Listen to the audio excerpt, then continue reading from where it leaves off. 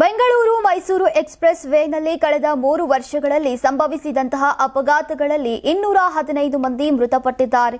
3 ವರ್ಷಗಳ ಹಿಂದೆ ಉದ್ಘಾಟನೆಯಾದ ಈ ರಾಷ್ಟ್ರೀಯ ಹೆದ್ದಾರಿ ಆರಂಭದಿಂದಾನೇ ನಿರಂತರ ಅಪಘಾತಗಳ ಕಾರಣದಿಂದಾಗಿ ಡೆತ್ ವೇ ಎಂಬ ಅಪಖ್ಯಾತಿಗೆ ಗುರಿಯಾಗಿತ್ತು.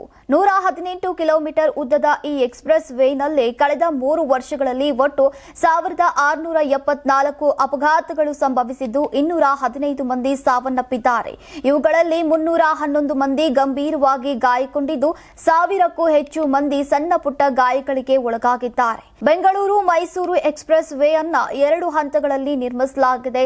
ಮೊದಲ ಹಂತವು ಬೆಂಗಳೂರಿನಿಂದ ನಿಡಘಟ್ಟದವರೆಗೆ ಇದ್ರೆ ಈಗ ಎರಡನೆಯ ಹಂತವು ನಿಡಘಟ್ಟದಿಂದ ಮೈಸೂರಿನವರೆಗೆ ವಿಸ್ತರಿಸಿದೆ. ಅಂಕಿಅಂಶಗಳ ಪ್ರಕಾರ ಮೊದಲ ಹಂತಕ್ಕಿಂತ ಎರಡನೆಯ ಹಂತದಲ್ಲೇ ಹೆಚ್ಚು ಅಪಘಾತಗಳು ಮತ್ತು ಸಾವುಗಳು ಸಂಭವಿಸಿರುವುದು ತಿಳಿದು ಬಂದಿದೆ. ಮೊದಲ ಹಂತದಲ್ಲಿ 3 ವರ್ಷಗಳಲ್ಲಿ 76 ಮಂದಿ ಮೃತಪಟ್ಟಿದ್ರೆ ಎರಡನೆಯ ಹಂತದಲ್ಲಿ 145 ಮಂದಿ ಸಾವಿಗೀಡಾಗಿದ್ದಾರೆ. ವಿಶೇಷವಾಗಿ ಮಂಡ್ಯ ಜಿಲ್ಲೆಯ ವ್ಯಾಪ್ತಿಯಲ್ಲಿನ ಎಕ್ಸ್‌ಪ್ರೆಸ್ ವೇನಲ್ಲಿ ಅದರ ಭಾಗಗಳಲ್ಲಿ ಈಗ ಅಪಘಾತಗಳ ಸಂಖ್ಯೆ ಹೆಚ್ಚಾಗ್ತಾ ಇದೆ.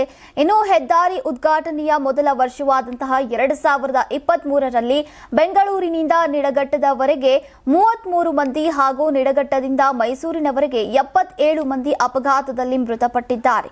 ಒಟ್ಟು 110 ಸಾವುಗಳು ದಾಖಲಾಗಿದ್ವು. ಇದಾದ ಬಳಿಕ ಅಪಘಾತಗಳನ್ನು ನಿಯಂತ್ರಿಸುವ ಉದ್ದೇಶದಿಂದ ಪೊಲೀಸ್ ಇಲಾಖೆ ಮತ್ತು ರಾಷ್ಟ್ರೀಯ ಹೆದ್ದಾರಿ ಪ್ರಾಧಿಕಾರ ಹಲವು ಸುಧಾರಣಾ ಕ್ರಮಗಳನ್ನು ಕೈಗೊಂಡಿದ್ವು. ತಜ್ಞರ ತಂಡಗಳಿಂದ ಬ್ಲಾಕ್ ಸ್ಪಾಟ್ಗಳನ್ನು ಗುರುತಿಸಿ ವೇಗ ನಿಯಂತ್ರಣಕ್ಕಾಗಿ ಎಐ ಕ್ಯಾಮೆರಾಗಳನ್ನು ಅಳವಡಿಕೆ ಸೇರಿದಂತೆ ವಿವಿಧ ಕ್ರಮಗಳನ್ನು ಜಾರಿಗೊಳಿಸಲಾಯಿತು. ಈ ಕ್ರಮಗಳ ಪರಿಣಾಮವಾಗಿ ಅಪಘಾತ ಸಾವುಗಳಲ್ಲಿ 50% ಇಳಿಕೆ ಕಂಡು ಬಂದಿದೆ.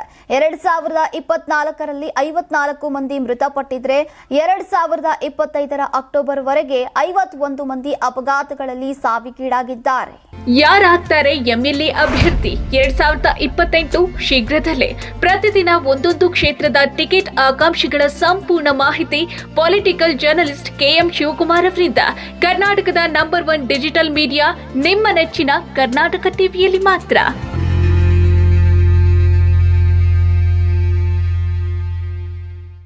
ನೀವು ಸಣ್ಣ ಆಗ್ಬೇಕಲ್ವಾ? ಅದು ಒಂದು ಉತ್ತಮ ಆಹಾರದಿಂದ ಸಣ್ಣ ಆಗ್ಬೇಕಲ್ವಾ? ಪ್ರತಿದಿನ ನಮ್ಮ ಜೀನಿ ಸ್ಲಿಮ್ ನ ಯೂಸ್ ಮಾಡಿ ಯಾವುದೇ ಸೈಡ್ ಎಫೆಕ್ಟ್ ಇಲ್ದಂಗೆ ನೀವು ಸಣ್ಣ ಆಗ್ತೀರಾ.